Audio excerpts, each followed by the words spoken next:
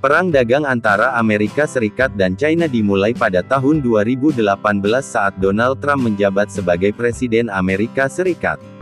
Trump berjanji untuk mengambil tindakan tegas terhadap China yang dianggap telah merugikan Amerika Serikat secara ekonomi dan politik. Amerika Serikat dan China adalah dua negara dengan perekonomian terbesar di dunia. Namun, perdagangan antara keduanya sangat tidak seimbang, mengingat China memiliki surplus perdagangan besar dengan Amerika Serikat.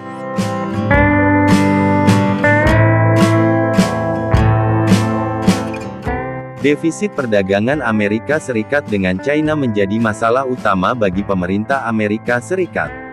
Pada tahun 2018, defisit perdagangan Amerika Serikat dengan China mencapai 419,5 miliar dolar. Hal ini menjadi perhatian utama bagi pemerintahan Amerika Serikat yang berusaha untuk mengurangi defisit perdagangan dengan China. Alhasil, perang dagang Amerika Serikat dan China pecah sebagai usaha Amerika mempertahankan kekuatannya sebagai negara nomor satu dunia.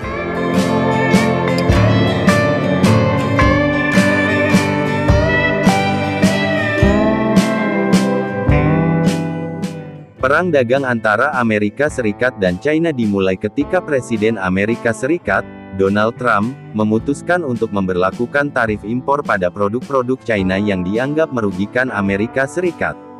China kemudian membalas dengan memberlakukan tarif impor pada produk-produk Amerika Serikat sebagai tanggapan atas tindakan tersebut.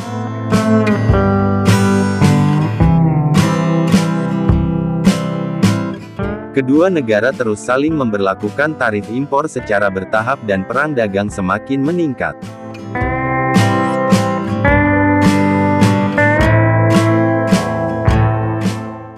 Amerika Serikat memperlakukan tarif impor senilai miliaran dolar pada produk China, termasuk teknologi tinggi, sedangkan China membalas dengan memberlakukan tarif impor pada produk Amerika Serikat seperti kedelai, jagung, dan daging. Perang dagang ini juga dipicu oleh masalah kekayaan intelektual dan pemaksaan transfer teknologi. Amerika Serikat menuduh China mencuri teknologi dan rahasia perdagangan Amerika Serikat, sedangkan China membantah tudingan tersebut.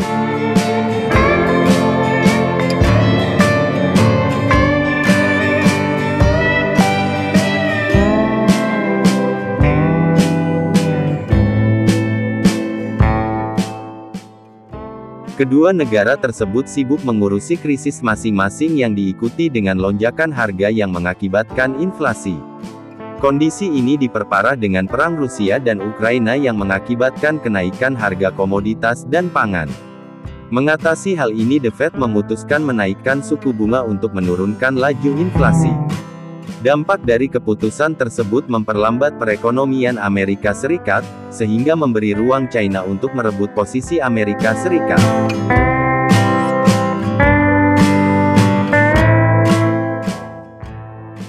Perang dagang yang berlangsung sejak 2018 kembali memanas pasca keputusan hawkish The Fed menaikkan suku bunga. Penerapan tarif impor dalam perang dagang dilanjutkan dengan blokade perdagangan teknologi AS dan sekutu terhadap China, hingga dedolarisasi dan transisi ke yuan.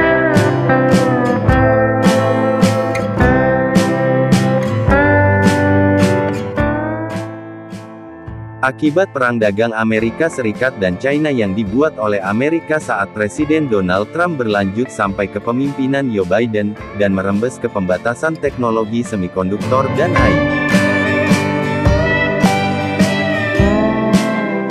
Xi Jinping selaku Presiden China mengaku dalam Kongres Rakyat Nasional pada Minggu, tanggal 5 Maret tahun 2023 terkait kondisi perdagangan negara itu yang dikenai sanksi berupa hambatan dari negara lain.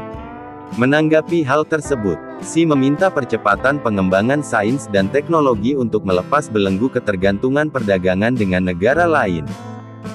Untuk membuka area dan arena baru dalam pembangunan dan mendorong pertumbuhan dan kekuatan baru dalam menghadapi persaingan internasional yang ketat, China pada akhirnya harus mengandalkan inovasi ilmiah dan teknologi.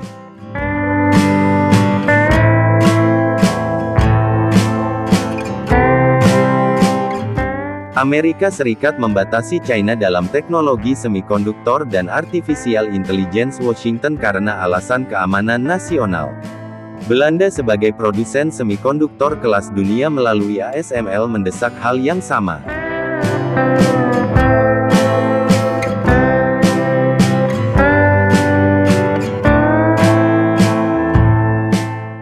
Beijing telah menanggapi dengan mengecam penggunaan sanksi. Diketahui, China telah mengajukan gugatan ke Organisasi Perdagangan Dunia, WTO, atas apa yang dilakukan AS ini. Presiden China Xi Jinping Selasa lalu juga memberi tanggapan, di sela Forum Kongres Rakyat Nasional, NPC, dan meminta negaranya agar mandiri. Pemerintah China pun bereaksi dengan mengalokasikan 140 miliar dolar untuk meningkatkan produksi chip dalam negeri dalam menghadapi pembatasan ekspor AS. Semikonduktor merupakan sebuah bahan yang bersifat tidak dapat menghantarkan listrik, isolator, namun pada keadaan tertentu, seperti arus listrik dan temperatur tertentu, dapat menghantarkan listrik, konduktor. Alat ini dapat berfungsi untuk beragam rangkaian elektronik rumit, seperti komputer, televisi, kendaraan, dan lain sebagainya.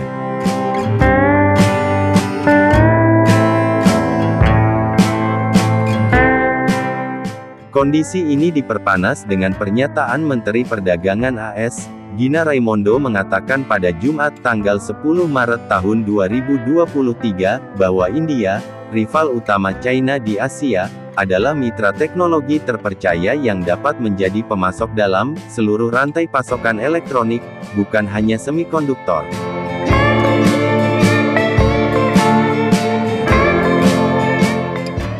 Tindakan China menghadapi perang dagang yang memperebutkan negara pemimpin dunia terus berlanjut, hingga ranah mata uang yang dianut dunia.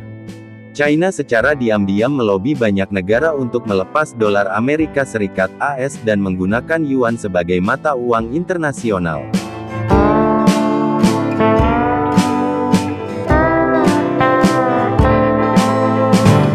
China sudah menggandeng Rusia, Brazil, India, Kazakhstan, Pakistan, hingga Laos untuk meninggalkan dolar AS.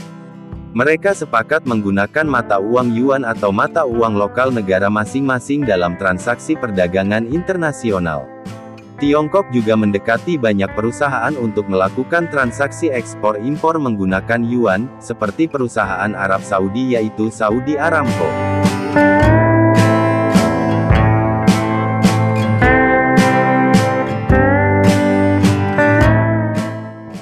Perpanjangan waktu trading hanyalah sedikit dari upaya China untuk menyaingi dolar AS.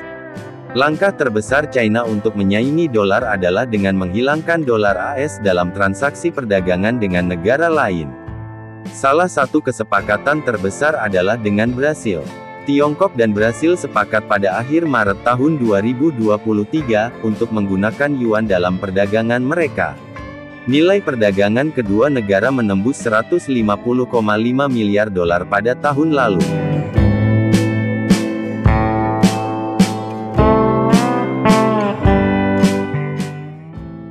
Dengan negara ASEAN, China juga rajin menjalin kesepakatan untuk mengurangi dolar dan menggunakan yuan melalui perdagangan ataupun investasi.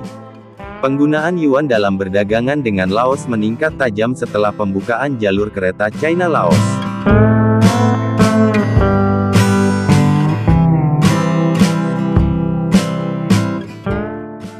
Dengan Indonesia, China juga telah memiliki kesepakatan untuk menggunakan mata uang masing-masing dalam perdagangan melalui skema local currency settlement sejak September tahun 2021.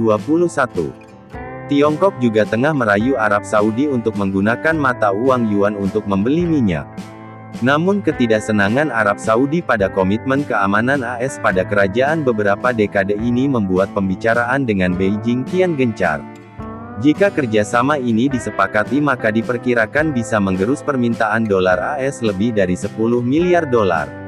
Kontrak Saudi Aramco dengan perusahaan China terkait penjualan minyak diperkirakan mencapai 10 miliar dolar. Pergantian penggunaan dolar Amerika Serikat menjadi yuan menyebabkan transaksi dan permintaan yuan akan meningkat, sedangkan dolar Amerika Serikat akan menurun.